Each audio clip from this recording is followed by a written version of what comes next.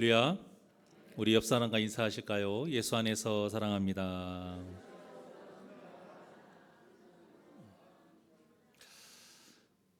같은 본문을 통해서 벌써 지금 세 번째 시간입니다. 지금 죄에 대해서 집중적으로 우리가 지금 알아보고 있는데요. 먼저 그동안의 말씀을 좀 간단하게 정리를 해드리면, 본래 사람은 우리를 창조하신 하나님과 함께하는 것이 가장 행복한 존재입니다. 이것을 사탄이 잘 알기 때문에 그 관계를 깨트리기 위해서 우리에게 죄를 짓게 하는 거예요. 그래서 우리가 사탄이 그 유혹에 넘어갔을 때 달콤한 것 같지만 몸에 좋지 않은 그 음식이 입맛에 맞는 것처럼 결국에는 건강이 해쳐지는 것처럼 우리의 행복이 깨질 뿐입니다. 그 방법으로 하나님의 말씀을 왜곡하는 그 방법, 전략을 짠 것인데요. 이것이 너무나도 지금 잘 먹힌 거예요. 뱀이 하와가 들은 여호와의 그 말씀, 하나님의 말씀이 진짜 그 뜻이 맞아? 계속 이렇게 다그치고 몰아붙이니까 하와의 믿음에 틈이 벌어진 겁니다. 틈이 생기게 된 거예요. 엄밀히 말하면 이 틈이 생긴 그 상태였었어요. 이미 하나님의 말씀에 대한 확신이 없었기 때문인 것이죠. 왜냐? 하지 말라는 말씀 때문에, 하나님의 말씀에 대한 불만 때문에 모든 것을 다 허용했는데 딱 한 가지 선악과를 먹지 말아라, 이것에 대한 불만이 있었던 거예요. 그래서 감사가 끊어진 거예요. 하지 못하는 것 그 하나 때문에 하나님의 말씀에 대한 믿음이 금이 간 겁니다. 이처럼 하나님을 향한 우리의 그 믿음에 금이 가게 하는 것은 고난과 시련이 아니라요, 하나님을 향한 불만이라는 것을 우리가 참 기억하셔야 됩니다. 광야 시대 이스라엘 백성들이 이러했습니다. 그들의 그 믿음 없음이 광야 생활에서 겪는 그 안 좋은 그 환경과 문제 때문이 아니었어요. 우리는 그런 것 때문이다 라고 생각하지만 그렇지 않아요. 모세를 통해서 전하신 그 하나님의 말씀만 확신하고 있었더라면, 또 애굽에서 하나님께서 펼쳐주신 그 10가지의 재앙과 홍해 바다를 가르게 하셨던 그 기적을 통해서 그들이 들었던 하나님의 말씀을 더욱 견고히 세웠더라면 아무리 고난과 시련이 닥쳐왔어도요, 하나님을 향해 절대 불만을 가지지 않았을 겁니다. 하지만 이스라엘 백성들은 지켜주시고 함께 하신다라는 그 하나님의 말씀보다 당장 입으로 먹고 마시는 것이 중요했어요. 당장 그들이 편한 곳에서 지내는 것이 중요했어요.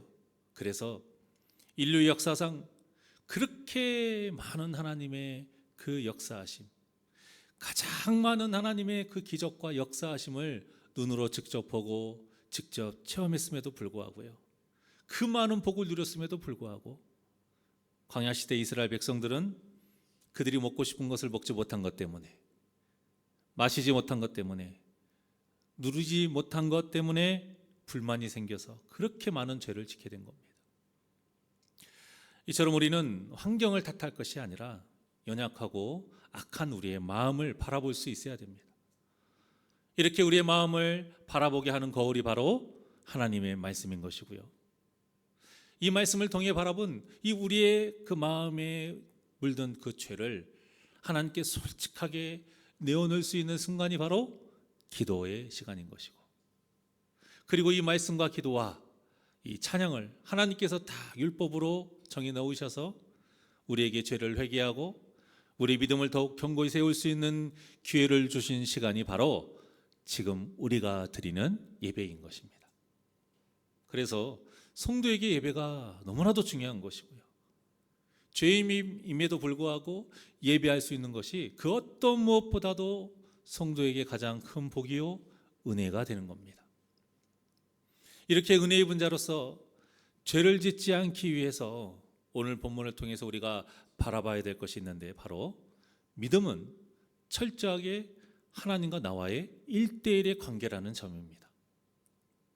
무슨 당연한 말을 하느냐 이렇게 생각하실 수도 있겠습니다만, 오늘 본문에 보면 뱀을 통해 사탄이 믿음을 하나님과의 이 관계를 1대1로 하지 않고요, 보편화시키고 일반화시키는 것을 우리가 알 수 있습니다. 자, 1절을 우리 다시 한번 봉독합니다. 시작. 그런데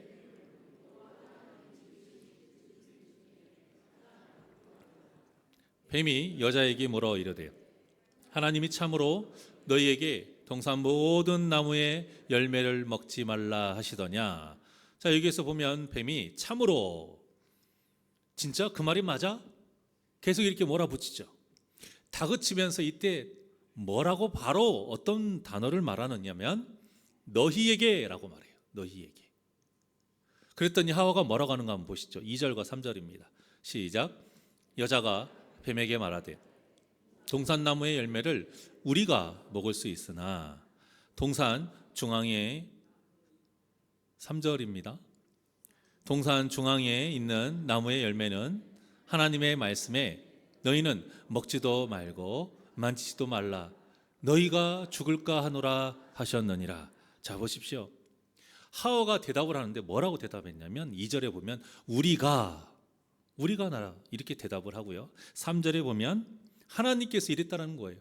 너희는, 또 너희가 이렇게 말씀하셨다고 대답을 합니다. 여러분, 과연 그렇습니까? 하나님이 아담에게 말씀하실 때를 한번 보죠. 2장 16절과 17절입니다. 시작. 여호와 하나님이 그 사람에게 명하여 이르시되 동산 각종 나무의 열매는 네가 임의로 먹되 선악을 알게 하는 나무의 열매는 먹지 말라. 내가 먹는 날에는 반드시 죽으리라 하시니라. 아멘. 이처럼 하나님께서 아담에게 명령을 하실 때 분명히 뭐라고 말씀하셨어요? 너라고 하셨어요. 너. 아담 1대1로 말씀을 하신 겁니다. 그러니까 아담도 하와에게 전할 때는 뭐라고 해야 돼요? 너라고 분명히 전했어야 되는 거예요. 왜냐? 오직 믿음만이 하나님과의 관계를 유지할 수 있기 때문이고요. 그리고 이 믿음은 철저하게 하나님과 나와의 1대1의 관계이기 때문인 거예요. 이 얘기가 무슨 말입니까? 내 믿음이 좋아야 된다는 거예요. 다른 사람의 믿음이 좋은 것은 나하고는 상관이 없는 거예요. 물론 서로에게 선한 영향을 끼치고 악한 영향을 끼칠 수 있으나, 간단하게 말해서 나 말고 다른 사람들이 예수님을 믿는다 해서 나도 당연하게 예수님 믿고 천국 가는 게 아니라는 거예요, 여러분. 그런데 사탄이 이렇게 분명한 이 믿음의 본질에 물을 탄 겁니다. 흐릿하게 한 거예요. 물타기를 한 거예요. 어떻게 해요? 내가 아니라 너희라는 말로요, 보편화시키고 일반화시킨 겁니다. 이것이 왜 문제가 되냐면, 하나님은 선포되는 그 말씀이나 우리가 있는 그 말씀을 통해서요, 나에게 직접 말씀하시는 거거든요. 그런데 이 말씀을 너희나 우리로 이렇게 받아들이게 되면 분명히 나에게 하신 말씀인데 다른 누군가를 향한 말씀이 되어버리는 거예요. 자, 그러니까 우리가 흔히 이 말씀을 들을 때에 나도 모르게 이런 생각이 들 때가 있잖아요. 저 말씀은 내가 아니라 어떤 집사님이 들어야 되는데, 저 말씀은 내 남편에게 하는 말인데. 아니에요, 여러분. 강단에서 선포되는 말씀과 우리가 읽는 이 하나님의 말씀은요, 모두 다 내가 들어야 되는 말씀이에요. 하나님께서 나를 위해서 하신 말씀인 거예요. 우리가 이것을 정확하게 마음에 새기지 않으니까 강단에서 선포되는 그 말씀이 때로는 나를 향한 표적 설교 아닌가?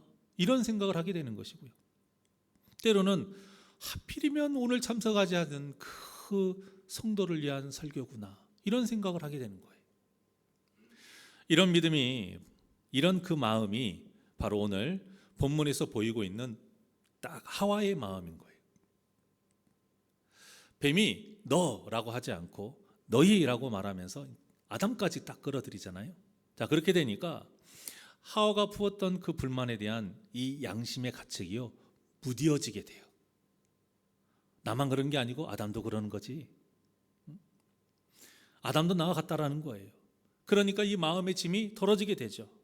이것이 바로 사탄이 노리는 점이에요. 여기에 우리가 미혹이 되잖아요. 그러면 하나님의 말씀이 우리에게 분명하게 다가오는 게 아니고요, 하나님의 말씀을 우리가 그냥 흐리멍텅하게 받아들이게 돼요. 그러니 말씀에 찔려도 어떤 생각이 들어요? 뭐 나만 그러나? 이런 생각을 하게 되는 거예요. 이렇게 생각이 들게 되면요, 아무리 하나님의 바른 말씀이 전해진다 해도 우리가 고개는 끄덕이는 것까지는 되지만 진심으로 깨닫고 회개하는 데까지는 못 가는 겁니다. 그러니까 변화가 되지 않는 거예요. 우리 믿음이 성장하지 않는 거예요. 계속 어린아이 시장의 그 수준에서 머무게 되는 겁니다. 그리고 말씀을 이렇게 흐릿하게 받아 먹으니까 사탄의 말씀을 왜곡해도, 이 사탄이 그 말씀을 왜곡해도 틀린 것을 알아차지를 못해요. 결국에는 하나님 말씀이 아니라 사탄이 하는 말을 믿게 됩니다.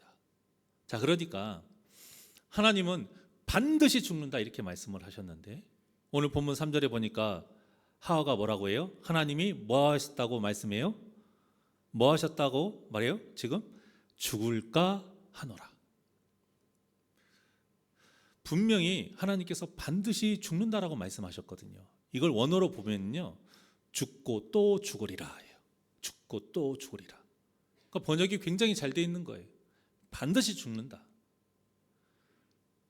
그런데 이 하와가 자신의 딱 불만을 알아주는 것 같으니까요, 이제는 너희가 죽을까 하노라 여기서 그치는 게 아니고 뭐라고 했습니까?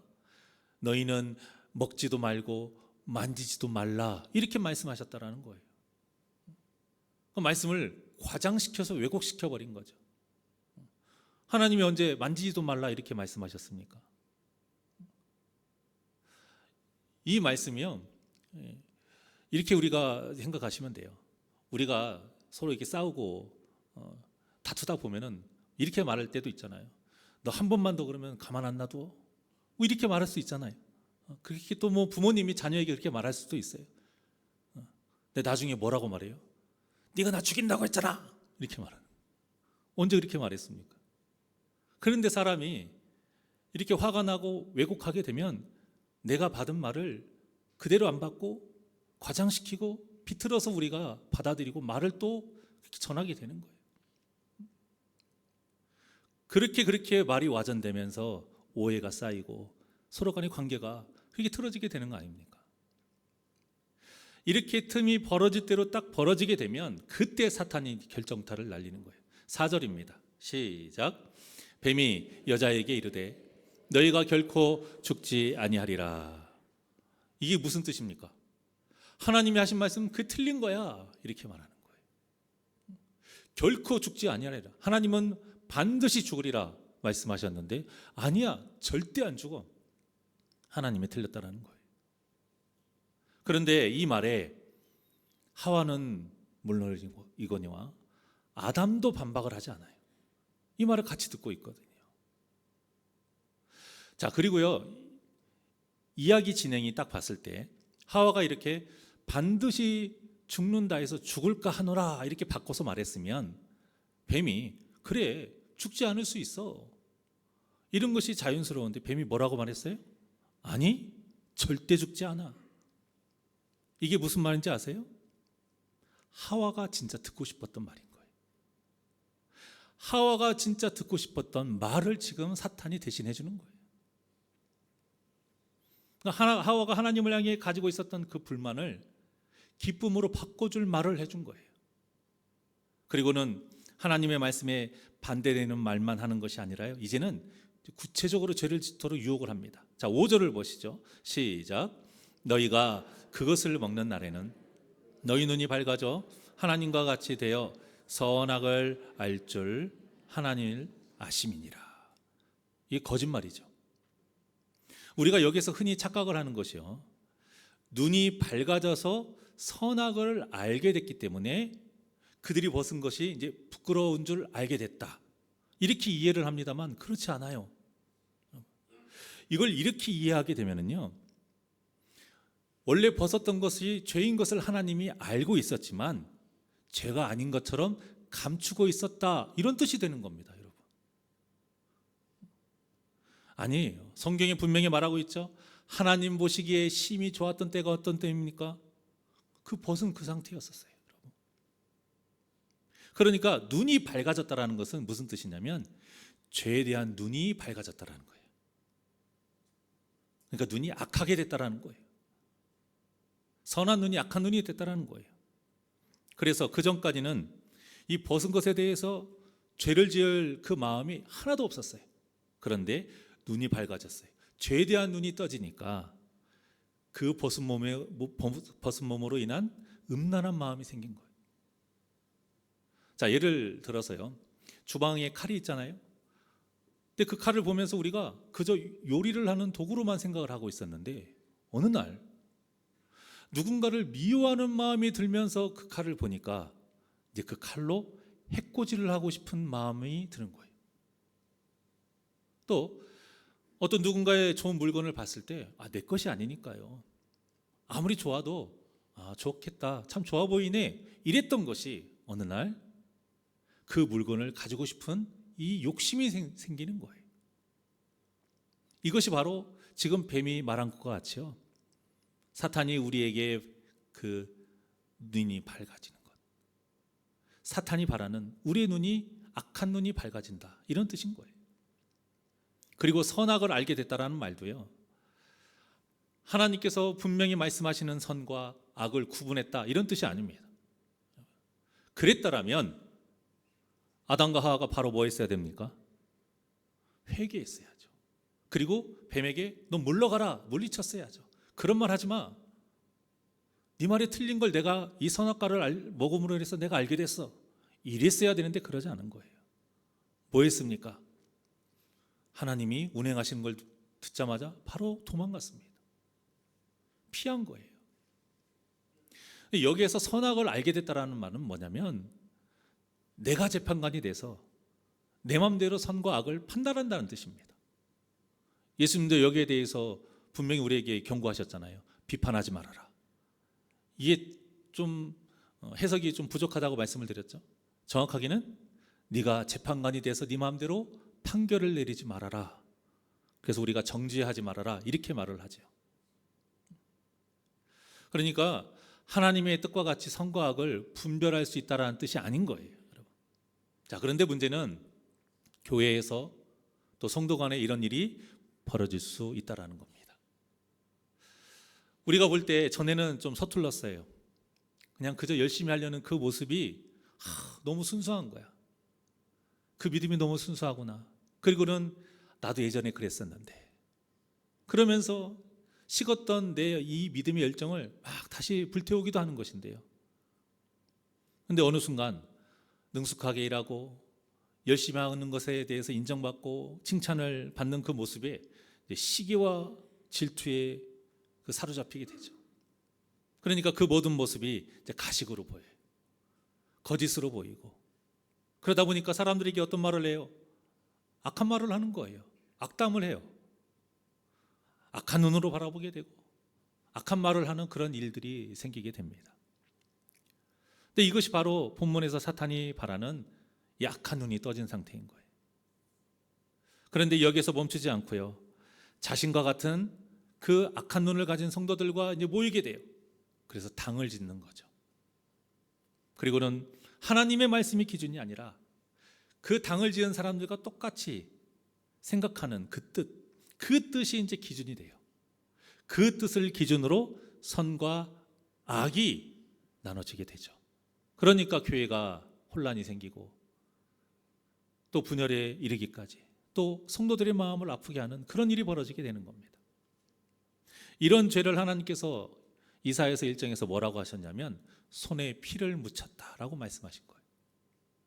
그러니까 얼마나 어리석은 모습입니까? 자신들은 깨끗한 줄 알아요. 자신들이 잘한 줄 안다라는 거예요. 그리고는 상대방이 잘못했다 그렇게 말을 하면서 같이 뜻을 모아 정죄를 하지만 정작 하나님은 뭐라고 하신다고요? 너희들의 손에 피를 묻힌다. 그러면서 뭐라고 하셨습니까? 너희들의 예배 무거워. 너희들의 기도와 예물 헌신 나 받지 않을 거야. 이게 얼마나 어리석고 안타까운 일입니까? 이 모든 일이 바로 하나님의 말씀을 나의 말씀으로 받지 않아서 생기는 일인 거예요.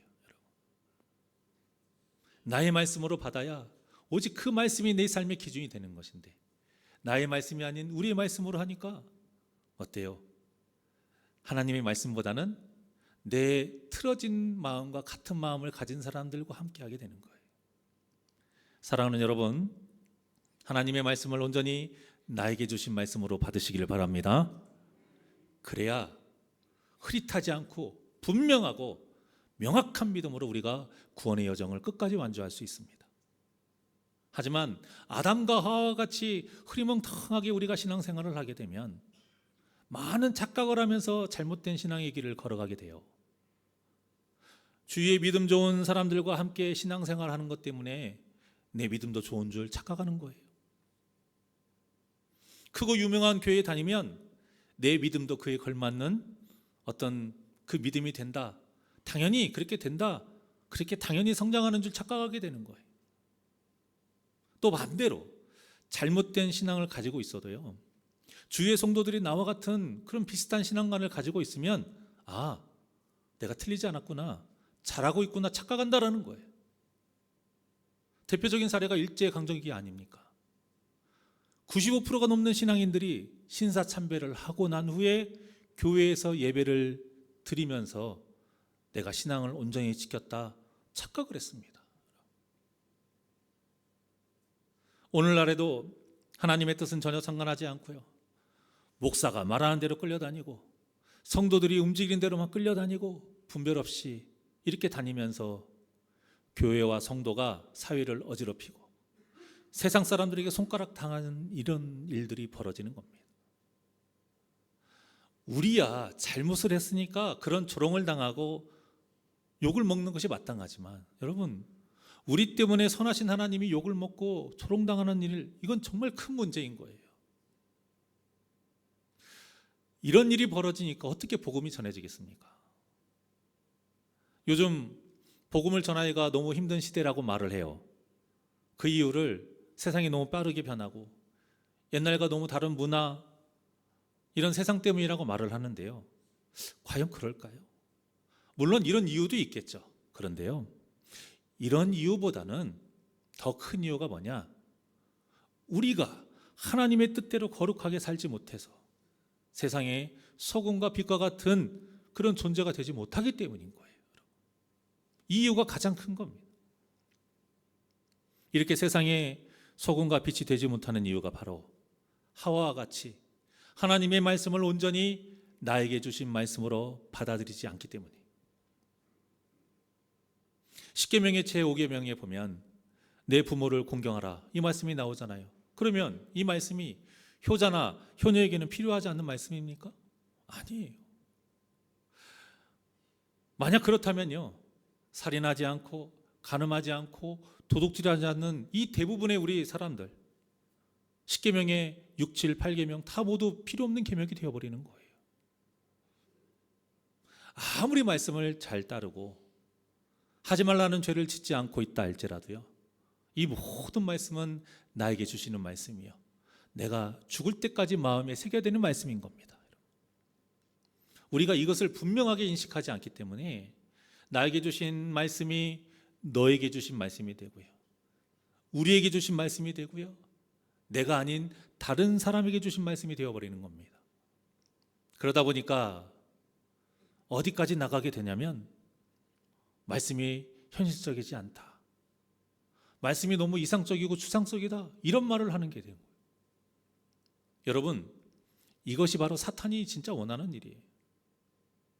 그래서 말씀에서 하나가 더해지는 일이 생기고 또 빼지는 일이 생기는 거예요. 말씀을 시대와 문화에 맞게 변형시키는 일이 생기는 것이고요, 심지어는 자유주의 신학과 같이요, 비현실적인 거나 아니면 상식적으로 이 세상의 기준으로 이해가 되지 않는 성경의 말씀을 신화라고 이렇게까지 말을 해요. 그뿐입니까? 이해가 일단 되지 않으면요, 이해가 될 수 있도록 하나님의 말씀을 왜곡해서 해석을 해요. 이렇게 해석을 하다 보니까 이 자유주의 신학자들의 그 목사들이 뭐라고 말을 하냐, 성경을 자신은 모두 믿지 않는다 이렇게 말해요. 100% 믿지 않는다라고 말해요. 이 얘기는 무슨 뜻이냐? 성경에 오류가 있다라는 걸 인정한다라는 거예요, 여러분. 그러다 보니까 각자가 믿고 인정하는 부분이 다 달라요. 하나님의 말씀은 참 진리이시고 하나이신데, 한 뜻인데, 이 자유주의 신학자들은 참 진리도 아니라고 하고 그 뜻도 여러 개라고 해요. 자기 방식대로 이해하니까요, 이제 뜻도 여러 개가 되는 거예요. 자, 그러니까 예수님이 죽으시고 부활하시는 것도 어떻게 주장을 하냐면, 예수님이 십자가에서 너무 힘이 빠지신 거예요. 그리고 기절을 하셨대요. 그 기절하신 것을 병사들이 죽은 걸로 착각을 했다라는 거예요. 그리고 돌 무덤에 거기에다가 이제 장사를 지낸 것인데, 며칠 지나서 3일 지난 거죠. 예수님이 정신을 차린 거예요. 기력을 회복해가지고 돌문을 열고 나온 거래요. 그게 예수님이 죽고 부활하신 거라고 실제 그렇게 믿고 전하는 목사들이 있다니까요. 자유주의 신학자들이. 만들어낸 이야기가 아니에요, 여러분. 근데 문제는 무엇이냐? 이런 말에 아멘이라고 성도들이 화답하고 그 말을 믿는다라는 거예요. 여러분, 이게 말이 됩니까? 얼마나 바보 같으면 기절한 거하고 죽은 것을 구별을 못할 수가 있어요. 숨 쉬니까 가슴이 움직일 것이고 손가락을 코에만 대도 다 알 수 있는 것을. 그런데 이 모든 것들을 성도들이 고개를 끄덕이는 이유가 무엇이냐? 상식적으로 이해가 되니까, 머리로 인정이 가지니까 그러는 거예요. 이렇게 말씀이 왜곡되고 변질이 되니까 오늘날 개의 목사들까지 생겨나게 되는 것 아닙니까? 하나님의 말씀을 믿음으로 받지 않고 머리로 제멋대로 해석해서 이해를 하니까요, 제3의 성을 인정할 이유가 없는 거예요, 여러분. 모든 것이 다 허용이 되니까요. 그러다 보니 남자이면서 자기는 여자라고 주장을 해요. 그리고 강단에 딱 서요. 목사 한 수도 받고, 육색무지개잖아요. 그들이 상징하는 게 그 6가지 무지개색 쇼를 딱 걸쳐요. 그리고 얼굴에는 색조 화장을 진하게 한 상태로 강단에 올라와서 하나님의 말씀을 전하는 행태가 지금 벌어지고 있어요. 사진 하나 띄워줘 보세요. 이래요. 이게 다 색깔이 6개 무지개고 굉장히 진하게 화장을 하죠. 그래서 제가 도대체 무슨 말을 전하나 하고 제가 영상을 틀어서 봤어요. 말씀의 주제가 함께예요. 함께. 성경적인 것 같죠? 자, 그런데 제가 힘듭니다. 영상 바꿔주세요.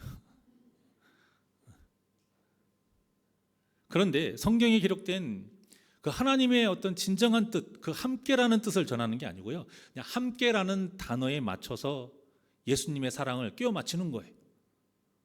예수님이 그렇게 사랑하셨다. 그러니까 자신과 같은 게이도 여러분들이 함께해야 되지 않냐? 당연한 거다. 이 성 정체성을 합리화시키는 거예요. 그리고 그래서 우리는 성경적이다. 이렇게 말을 해요. 여러분, 예수님의 사랑은 이런 것이 아니에요. 하나님의 공의로우심이 없는 사랑은 진짜 사랑이 아닌 겁니다. 하나님의 공의로우심이 뭐예요? 말씀에 근거한 분별이에요. 여러분. 심판과 상급과 칭찬과 하나님의 책망이에요. 이게 공의로우심이에요. 하나님의 공의로우심을 품은 사랑이었기 때문에 예수님이 그 외식하는 바리새인들과 서기관들을 그렇게 심하게 책망하신 거예요. 그들이 저주받아서 지옥 가기를 바라시는 마음으로 한 것이 아니라 제발 너희들의 잘못을 깨달아라 이거예요. 그래서 그들도 구원받기를 바라시면서 그 마음으로 공의로우신 책망을 하신 거예요, 여러분. 그런데 개인 목사는 그렇게 말을 하지 않아요. 사랑했으니까 다 품어야 된다 이거예요. 다 받아들여야 된다 이거예요. 다 이해해야 된다 이거예요.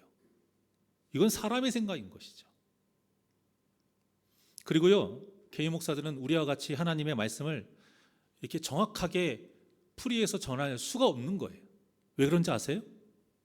단어 하나하나 그 뜻대로 정확하게 풀이하고 그 문장의 뜻을 정확하게 이야기하면서 이 성경 전체에 담겨 있는 하나님의 뜻을 제대로 전하게 되면 내가 죄인이라는 것이 그냥 여실히 드러나기 때문인 거예요. 자신의 정당성을 주장할 수 없기 때문인 거예요. 절대 그렇게 전할 수가 없어요. 그러니까 그런 단어들을 짜맞춰서 엮는 거예요. 성경에 기록된 분명한 뜻이 있어요, 여러분. 우리는 그 뜻을 전하면 되고 그 뜻을 받아 먹으면 되는 것이지, 내가 원하는 뜻을 위해서 성경을 이것저것 짜맞추면 안 되는 겁니다, 여러분. 제가 제일 조심해야 하는 부분입니다. 그래서 제가 될 수 있으면, 아니, 강해 설교를 그래서 하는 거예요. 그 말씀에 있는 그 뜻, 그것이 중요하니까요.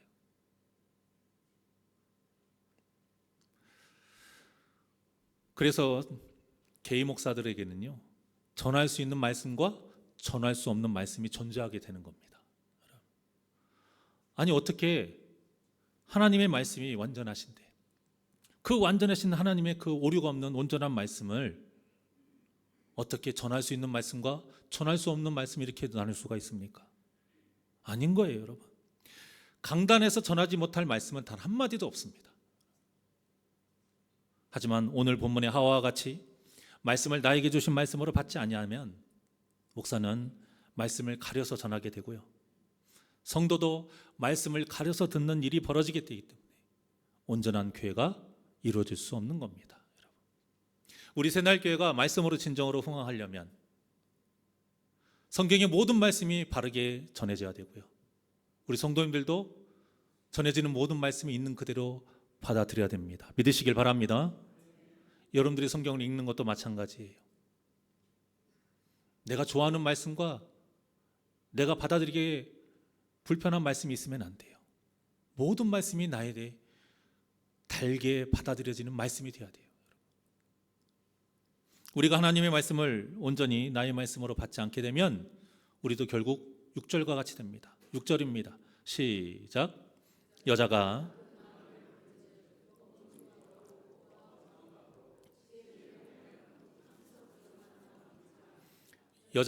그 열매를 따먹고 자기와 함께 있는 남편에게도 주매 그도 먹은지라.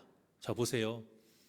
그저 하지 못하게 하신 하나님의 말씀에 처음에는 그냥 불만이었어요. 그런 마음이 이제는 선악과를 딱 보니까 먹음직도 해 보이고요, 보암직도 해 보이고, 심지어는 지혜롭게 할 만큼 탐스럽게까지 보이게 된 거예요. 여러분, 우리가 이 하나님, 이 여호와, 이 하와의 모습이 우리의 모습이 되지 않도록 항상 조심하고 늘 깨어 있어야 돼요. 이런 뜻에서 사도 바울도 깨어 경성하여 기도하라고 한 거예요. 혹시 절대 하면 안 되는 것들, 내가 절대 하면 안 될 거라고 생각했던 것들이 어느 순간부터 이 정도는 괜찮겠지, 이런 생각을 지금 혹시 하고 계십니까? 또 꼭 해야 되는 것들이 어느 순간부터 이런 때는 좀 안 해도 되고 미뤄도 되지 않나, 이런 생각을 지금 하고 계십니까? 혹시 좋아 보이고 예뻐 보였던 사람이 어느 순간부터 미워지고 하는 모든 행동이 마음에 들지 않습니까? 만약 지금 그렇다면 빨리 하나님 붙잡고 회개해야 됩니다. 빨리 회복하셔야 돼요. 그렇지 않으면 이 하와와 같이 내 옆에 있는 사람도 죄를 짓도록 여러분들 다 끌어들이게 되어 있습니다. 절대 죄는요, 혼자 죽게 하지 않아요. 끌어들이게 되어 있어요. 반대하며 돕는 자로 하나님을 기쁘시게 하도록 우리가 돕는 배필이 되어야 되는데, 그렇지 못하고 같이 죄를 짓도록 이끄는 행악자가 되는 것이, 이거 얼마나 큰 죄이겠습니까? 복음을 전하는 것이 아니라 죄를 짓게 전하는 거예요. 그래서 성도에게 말씀과 기도만큼 중요한 것이 없는 겁니다. 말씀을 나에게 주시는 말씀으로 항상 일용할 양식으로 먹으면서요, 그 말씀을 내 힘으로 지킬 수 없다는 것을 인정하고 기도하며 하나님을 붙잡을 때에 하나님께서 보내주신 그 성령님의 도우심 가운데 우리가 회개할 수 있는 것이고 거룩해 줄 수 있기 때문인 거예요. 이 신앙의 법칙에서 벗어나는 사람은 단 한 명도 없습니다. 이 외의 것으로 우리의 믿음이 성장하고 이 외의 것으로 우리가 예수님을 닮아갈 수 있다 전하는 것은 가짜인 거예요. 욥의 아내가 재산과 자녀를 잃고 또 몸에 종기가 나서 질것으로 팍팍 긁고 있는 자신의 남편, 그 남편을 바라보면서 이렇게 말하잖아요. 하나님을 욕하고 죽어라. 이렇게 말하게 된 것은요, 하나님의 말씀을 나의 말씀으로 받아먹지 않았기 때문이에요. 하지만 다니엘의 세 친구가 당시 절대 권력자인 그 왕의 명령을 따르지 않고 7배나 더 뜨겁게 달궈진 그 풀무불에 담대하게 들어갈 수 있었던 것은 포로로 끌려가는 그 상황과 환관으로 궁중교육을 받고 관리가 되는 그 상황 속에서도 하나님의 말씀을 나의 말씀으로, 생명의 말씀으로 받아먹었기 때문이에요. 사랑하는 새날교회 성도 여러분, 우리 교회 금년표어가 무엇이죠? 자, 시작. 그래요. 하나님의 말씀으로 흥황하는 교회예요. 성도가 많아지는 것도 흥황이고 더 크고 좋은 교회를 짓는 것도 흥황이라 할 수 있겠지만 하나님의 말씀 없이 흥황하는 것은 결국 망하게 될 뿐입니다. 여러분, 성도가 많아지는 것도요, 하나님의 말씀을 통해서 우리가 거룩함으로 좋은 소문이 나서 많아져야 되는 것이고요. 새로운 교회가 크게 지어지는 것도 건물이 크고 이런 것이 중요한 게 아니라 진짜 하나님이 역사하시는 교회가 되는 것이 중요하다는 거예요. 그러려면 무엇을 통해서? 하나님의 말씀을 통해서. 그래서 우리 성도님들 성경 일독을 하는 것을 목표로 두시는 것 좋아요. 다 그렇게 해야 됩니다. 하지만 그보다 읽는 모든 말씀을 나의 말씀으로 먹는 것이 더 중요합니다. 그렇게 나의 말씀으로 먹으셔서 저와 여러분의 그 믿음이 어린아이 신앙에서 장성한 믿음으로 흥황하는 역사가 있기를 바랍니다.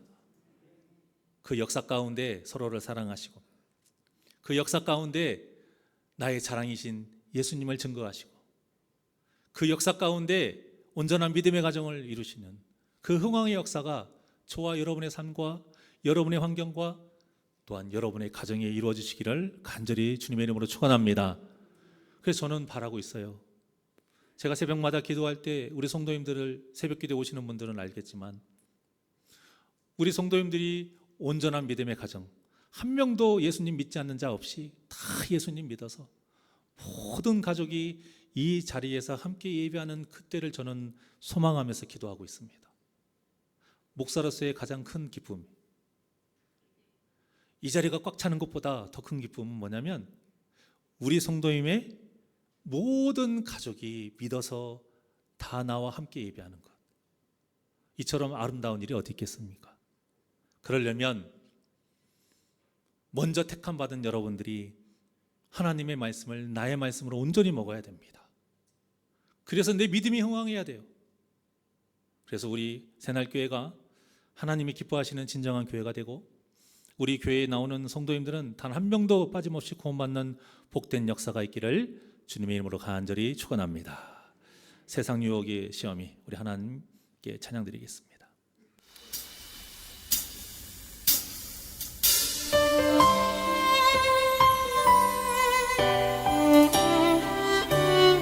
오직 말씀을 통해 내 자신을 바라보기를 원합니다. 나를 향해 주신 말씀이에요. 세상의 유혹 시험이, 세상의 유혹 시험이 내게 몰려올 때에 나의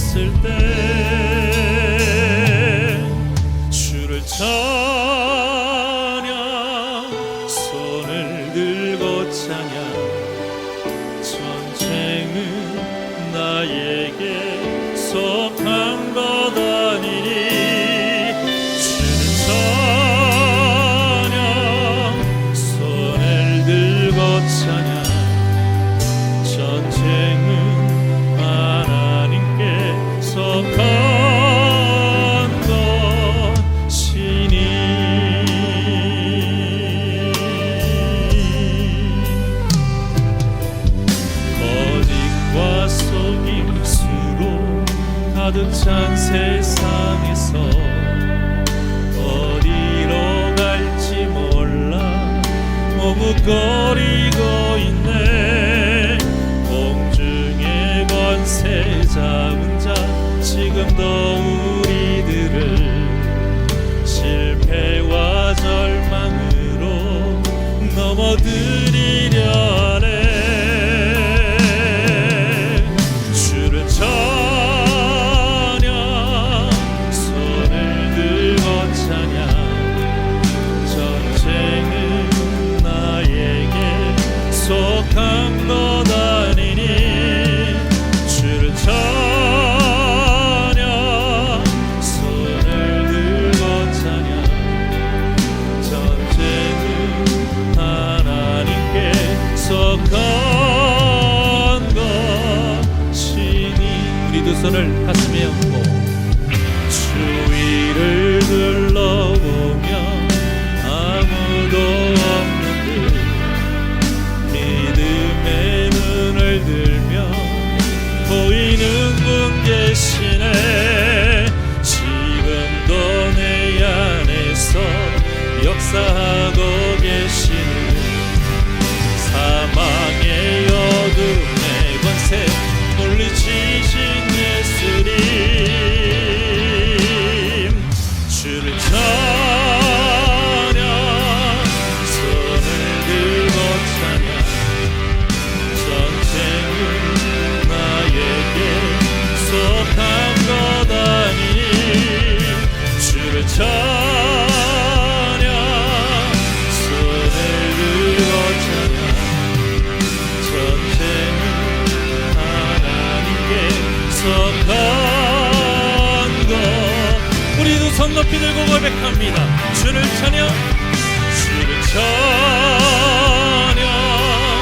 손을 들고 찬양. 전쟁은 나에게 속한 것 아니니. 주를 찬양, 손을 들고 찬양. 전쟁은 하나님께 속한 것이니. 주를 찬양, 주를 찬양. 손을 들고 찬양. 전쟁은 나에게 속한 것 아니니. 주를 찬양, 손을 들고 찬양. 전쟁은 하나님께 속한